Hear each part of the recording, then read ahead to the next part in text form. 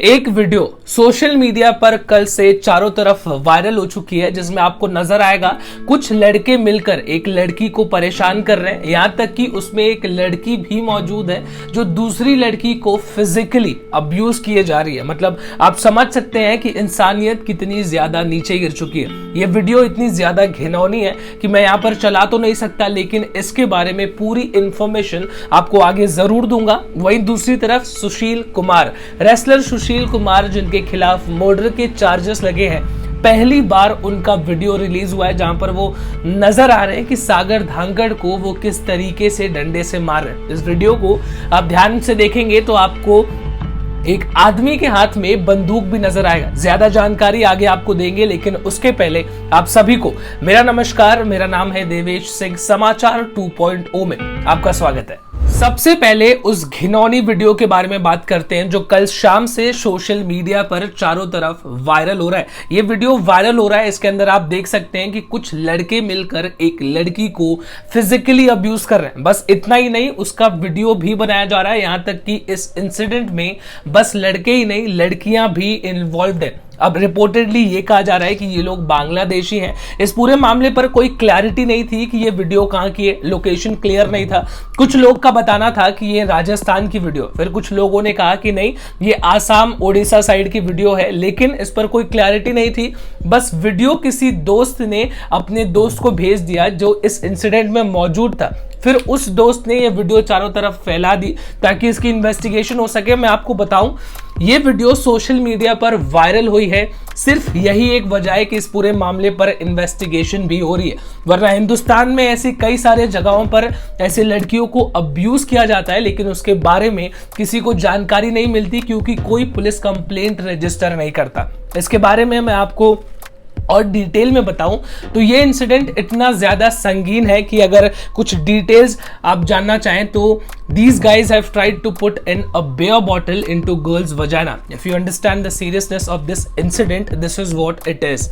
इसके बाद फिलहाल पुलिस ने इस पूरे मामले में 5 लोगों को अभी तक अरेस्ट कर लिया। पुलिस का कहना है कि ये सारे लोग बांग्लादेशी थे और इन लड़कियों को बांग्लादेश से हिंदुस्तान में ह्यूमन ट्रैफिकिंग करने के लिए बुलाया गया था। 5 लोगों को अरेस्ट किया गया है, लेकिन जो लड़की है जिसके साथ ये इंसिडेंट हुआ वो अभी भी पुलिस के हिरासत में नहीं है। पुलिस का कहना है कि हमने उसको ढूंढने की शुरुआत कर दी है ताकि जल्द से जल्द वो भी इन्वेस्टिगेशन में जुड़ सके। वाह मोदी जी वाह, वाह मोदी जी वाह। क्यों? क्योंकि पेट्रोल के दाम 100 रुपए से भी ज्यादा हो चुके हैं। अब कई सारे जिलों में, एग्जैक्ट बताऊं 32 जिलों में डीजल के दाम 90 रुपए से ज्यादा है। आप समझ सकते हैं, डीजल के दाम 90 रुपए से ज्यादा। पेट्रोल के दाम अगर 90 रुपए से ज्यादा जाते थे तो आम आदमी को लगता था कि भाई पेट्रोल बड़ा महंगा हो गया। अब आज के डेट में जो पेट्रोल 60-70 रुपए के आसपास मिला करता था वो अब 90 रुपए से ज्यादा हो चुका है, वो भी 32 जिलों में। तो अब पेट्रोल के दाम कब कम होंगे? इलेक्शन आएंगे, मोदी जी क्या होगा? कुछ इसका इलाज जनता को अगर ना मिले तो जनता कहां जाएगी? ट्विटर भैया जो हैं उनके पास पैसे बहुत हैं। इंडिया में उनका यूजर बेस काफी बड़ा है, काफी अच्छा खासा प्रॉफिट भी वो हिंदुस्तान से जनरेट करते हैं, लेकिन अब उनको ऐसा लगने लगा है कि वो हिंदुस्तान के दबंग है, जो कि सच नहीं है। दबंग कोई है अगर हिंदुस्तान में तो वो सिर्फ और सिर्फ भारत सरकार। ट्विटर को 2 नोटिसेस गए हैं। सबसे पहले दिल्ली पुलिस ने ट्विटर को धोया, उसके बाद गवर्नमेंट ऑफ इंडिया भारत सरकार ने ट्विटर को धोया। दोनों इंसिडेंट्स के बारे में आपको जानकारी दूंगा। सबसे पहले मैं दिल्ली पुलिस के बारे में बताऊं तो दिल्ली पुलिस का ऐसा कहना है कि ट्विटर को ऐसा लगता है कि वो एक इन्वेस्टिगेटिंग एजेंसी भी है, उसके बाद एक कोर्ट भी है, कि वो किसी भी मामले पर जांच पड़ताल भी खुद कर लेते हैं और उसके ऊपर फैसला भी खुद सुना देते हैं, जबकि ट्विटर दोनों में से कोई भी नहीं है। ट्विटर ने सबसे पहले ये इन्वेस्टिगेट कर लिया कि जो टूल किट है वो या तो फेक है या तो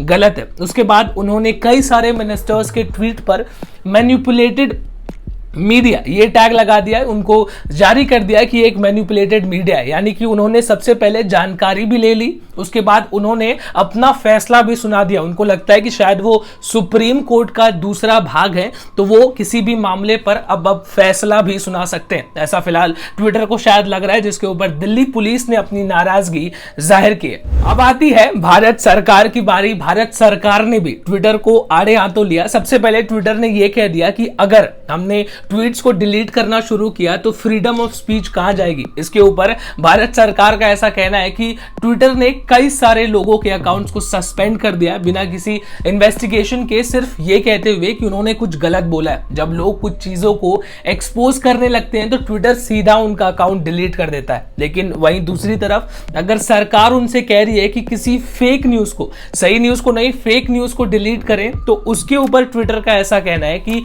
फ्रीडम ऑफ स्पीच कहां जाएगी। भारत सरकार ने कुछ और भी बातें कही हैं, लेकिन एक बात जो ट्विटर ने कही है मैं आपको बताऊं। ट्विटर का ऐसा कहना है कि अगर आप हमारे नियम को समझते हैं, हमारी पॉलिसीज को फॉलो करते हैं, तो आप हमारे प्लेटफॉर्म पे जुड़िए, वरना हमारे प्लेटफॉर्म को छोड़ दीजिए। इसी के जवाब में भारत सरकार ने बिल्कुल ही सैवेज हो गए।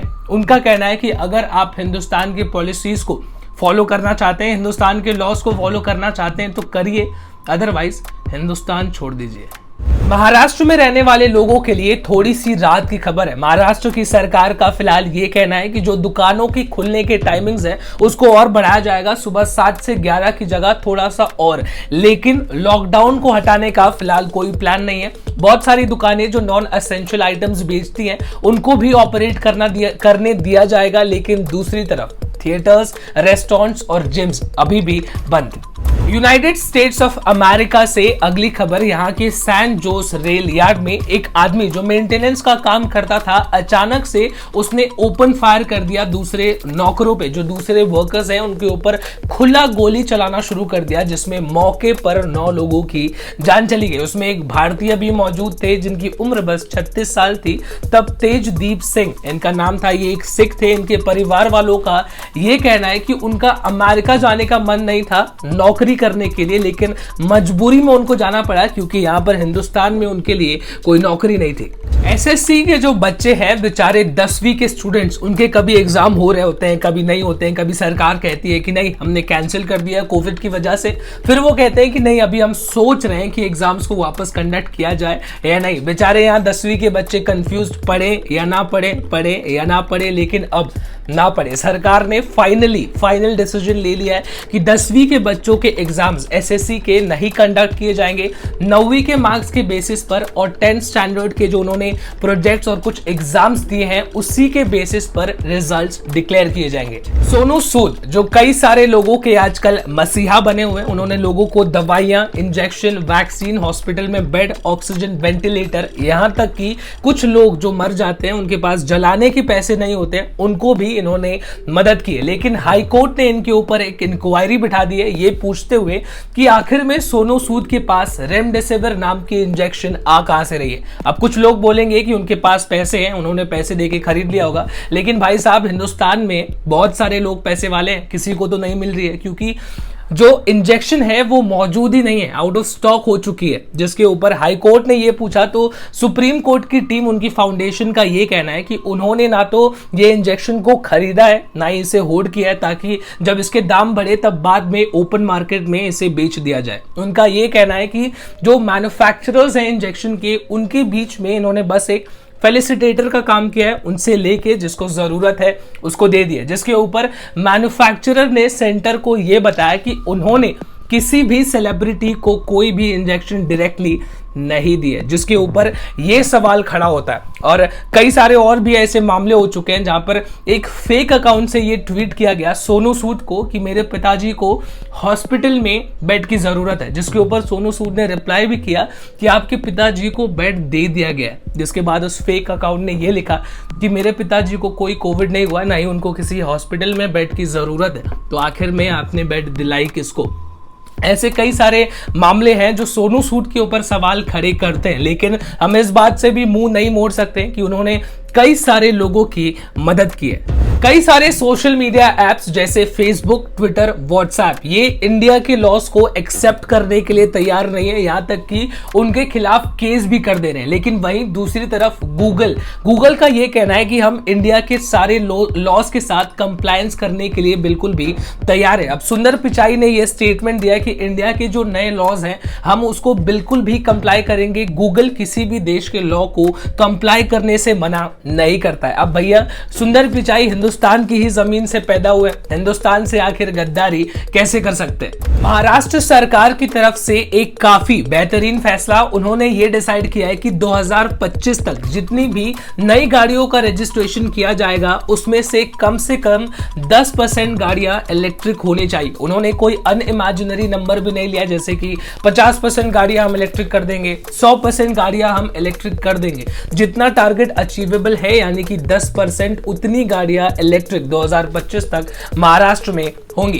कोविड केसेस को भी लेके काफी राहत की खबर नजर आ रही है। जो नए पॉजिटिव केसेस आ रहे थे उनमें भी गिरावट दर्ज की गई है। जो नए लोग जो जिनकी जान जा रही थी उसमें भी काफी गिरावट, बस यही नहीं, जो बूढ़े लोग हैं जिनकी उम्र ज्यादा है उनमें भी जो कोविड के केसेस नए आ रहे थे उसमें भी काफी गिरावट दर्ज की जा रही है। यानी कि मामला अब धीरे धीरे सही होता हुआ नजर आ रहा है। KRK जो काफी घटिया मूवी के रिव्यूज देते हैं, इनके ऊपर सलमान खान भाईजान ने एक डेफेमेशन केस ठोक दिया है। इनका कहना है कि वो डेफेमेशन केस इसलिए ठोका गया है क्योंकि उन्होंने राधे का रिव्यू किया था और उसमें उन्होंने राधे को बुरा भला बोला। लेकिन अब सलमान खान की टीम का यह कहना है कि राधे का रिव्यू करने के लिए KRK के ऊपर डेफेमेशन केस नहीं किया गया, बल्कि KRK ने कई सारे ट्वीट्स किए हैं जिसमें उन्होंने सलमान खान को फ्रॉड बताया, उनकी कंपनी फाउंडेशन बीइंग ह्यूमन को फ्रॉड एक्टिविटीज में होने का दावा किया है और इन सारी चीजों की वजह से इसके खिलाफ